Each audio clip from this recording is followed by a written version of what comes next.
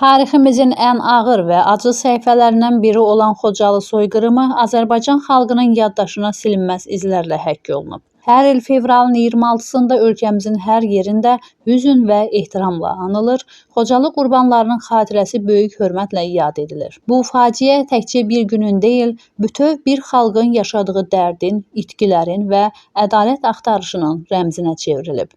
Ölkəmizin hər yerində olduğu kimi Ağcabədi rayonunda da fevralın 26-sı xüsusi qeyd olunub. Səhər saatlarından etibarən rayon sakinləri və ictimaiyyət nümayəndələri Ağcabədi Qəhrəmanlar Parkına gələrək şəhidlərimizin xatirəsinə ucaldılmış abidə kompleksini ziyarət ediblər. Ağcabədi rayon İcra Hakimiyyətinin başçısı Rafil Hüseynov, Milli Məclisin deputatı Tahir Rızayev, hüquq mühafizə orqanlarının, YAP Ağcabədi rayon təşkilatının, digər idarə, müəssisə və təşkilatların rəhbərləri də Qəhrəmanlar Parkını ziyarət ediblər. Öncə şəhidlərimizin ruhuna dualar oxunub.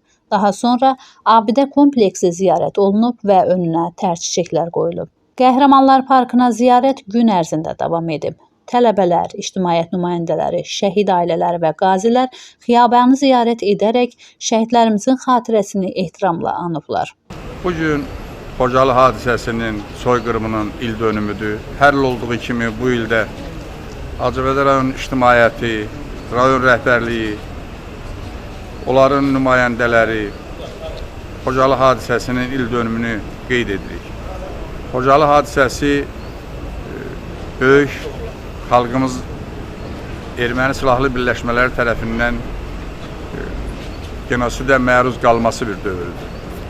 Biz həmin faciəni xalqımızın qəhrəmanlıq salnaməsinin bir səhifəsi kimi həmişə qeyd edirik. Azərbaycan xalqının böyük oğlu, ümmilli lider Heydər Əliyev Xocalı hadisəsinin rəsmiləşdirdiyi soyqırım kimi onun tanınması ilə əlaqədar sərəncam imzaladı. Ondan sonra Leyla xanım Əliyeva Xocalıya ədalət kampaniyasını başladı. Görülmüş dövlət səviyyəsində görülmüş tədbirlər nəticəsində dünyanın bir çox dövlətləri, o cümlədən Amerika Birləşmiş Ştatlarının bir neçə ştatı Xocalı soyqırımını tanıdı. Hal-hazırda da dövlət səviyyəsində bu mübarizə, bu təbliğat, bu təşviqat davam eləyir.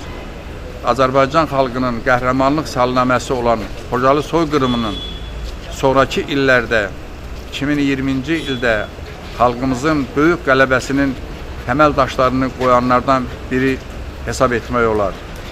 Bugün Xocalı soyqırımında dünyasını dəyişmiş insanların anım günüdür. Allah Teala'dan onlara rəhmət diləyirik. Onların yeniləri behişt olsun. Və nə qədər Azərbaycan xalqı var, nə qədər dövlətimiz dünya durduqca dursun var, biz Xocalı şəhidlərinin anım mərasimlərini keçirdəcəyik və o qəhrəmanlıq dastanımızı heç vaxt unutmayacağıq. Saat 17:00-da Xocalı qurbanlarının xatirəsi bir dəqiqəlik sükutla yad olunub.